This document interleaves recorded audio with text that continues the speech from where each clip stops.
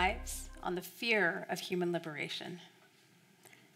This was my takeaway from the year 2020. White dominance thrives on the fear of human liberation. When I use the term white dominance, I'm talking about a system that was birthed by European colonization. It is in large part the status quo's fear of losing power over the labor force that sustains it. I, like many of you here, am a member of the labor force in colonial North America. On May 26th, 2020, I was in a team meeting at work where we started with the question, how's everyone doing today? Everyone replied that they were feeling good or okay despite still figuring out how to navigate the pandemic. And I was the only one who said, I am not okay. Because yesterday, a Black man was murdered by the police. The whole world watched as he took his last breath. And here we are today speaking as though nothing but the pandemic is happening. I am not okay. The racial justice reckoning of 2020 broke something wide open in me, and I could no longer stay silent on the need for grieving spaces within organizational spaces. I had to point out that Black, Indigenous, and people of color have been asked to keep working, to keep producing in a world that does not give any of us room to process the rawness of our daily grief. The organizational oversight of this reality left me feeling immeasurably sad. I attempted to alleviate the pain of this sadness by pushing for some anti-oppression training in this organization. I pushed for this training hard because every time members of Black, Indigenous, and people of color communities have heard news of yet another of our community members getting murdered and that person's family getting no justice because of systemic oppressions, we have had to go about business as usual, quite literally in times when we have needed instead to stop and honor the depth of our grief. As part of this push, I was directly involved in some preliminary pieces of anti-oppression training for this organization. Through this training, the topic came up around accessing more anti-oppression education by way of reading books. When this happened, I explicitly recommended reading books written by Black queer femmes, while explicitly discouraging the purchase of books written by white authors on the topic of racism. I explained that the reason I discouraged this is because white folks profiting off of racism is especially problematic because white folks are not on the receiving end of that racism. On top of this, I addressed the connections between the enslavement of Black folks and the birth of capitalism, and how this reality has sustained socioeconomic inequities predominantly in Black, Indigenous, and people of color communities. I asked the question, how can we be actively anti-racist if we are not also actively anti-capitalist? My hope was that this question would fuel conversation on how we could show up better for each other and for the people we serve. Some days after I had offered this food for thought, I was approached by an authority figure in this organization who asked if I might be open to receiving some feedback.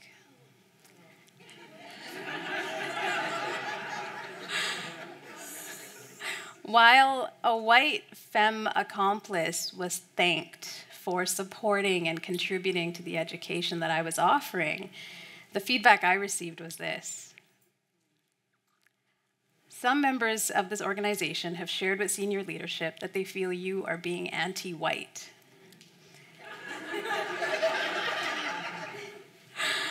Senior leadership feels that this is all a bit too much right now.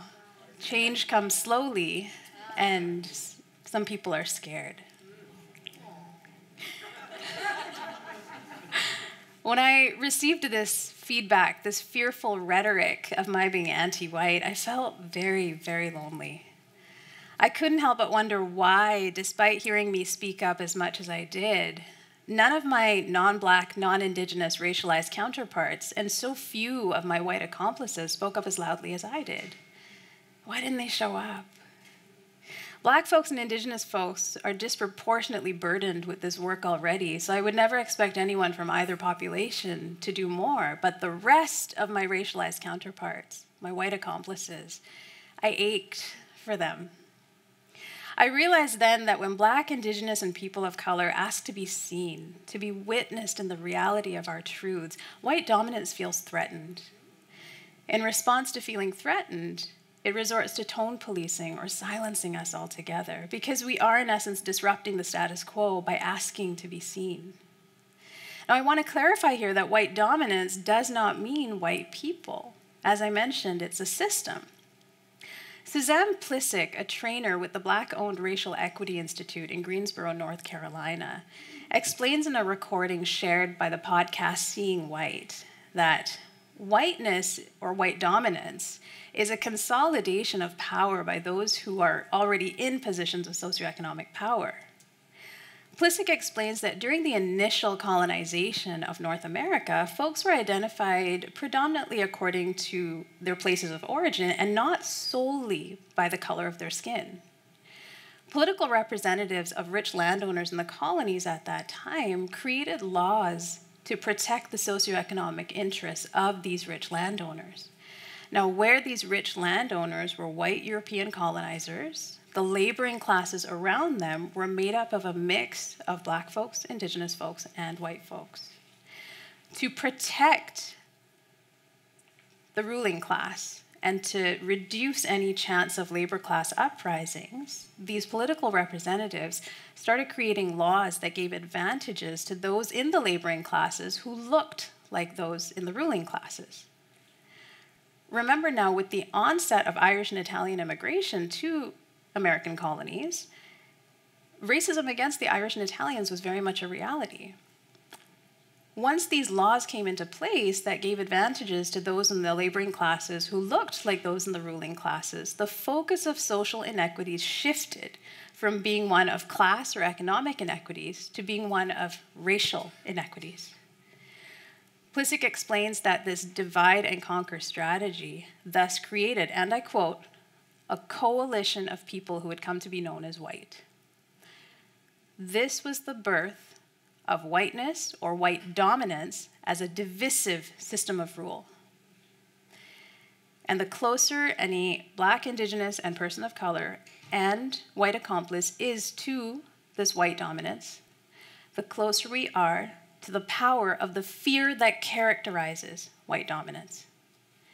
And the closer we move towards that fear, the closer we move towards the fear of our individual and collective liberation from systemic and internalized oppressions. I want to point out now that by the grace of your innate resilience, you have survived all kinds of oppressions to be here today. Fat phobia, patriarchy, ableism, sexism, transphobia, homophobia, racism, Islamophobia, casteism. The list goes on and on and on. You know the thorns you've had to skirt in order to be here today, the ones that scratched you anyway. So I don't have to tell you because I know you've been there too. And when I think about my colleagues who chose to remain silent when I could no longer stay silent, I remind myself that they too have had to navigate these thorns of oppression to varying degrees every day, and it hurts to get scratched every day. But what if we were braver?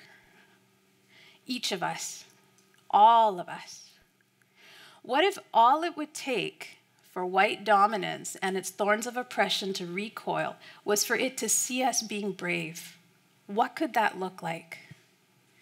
I propose that it can look like saying the scary words, white supremacy, for example, and asking how this oppression impacts our relationships with one another. It can look like holding your leadership and your colleagues accountable for accessing anti-oppression education in an effort to create safer spaces for Black, Indigenous, and people of color employees, volunteers, and clients. Make anti-oppression education mandatory at every level of your organization. Add the thing that scares you to your next team or board meeting agenda and ask, how are we creating safer spaces for people in this organization who are most impacted by these oppressions? Normalize the fear of having these conversations, because let me remind you, white dominance thrives on the fear of human liberation. It is a construct founded on fear. So stop giving it your power. Say the scary words and have the hard conversations in the organizations that you care about. And when the fear creeps in, remember that you have survived worse. You have lived through the unimaginable, and you are here today as legacy of what white dominance cannot erase.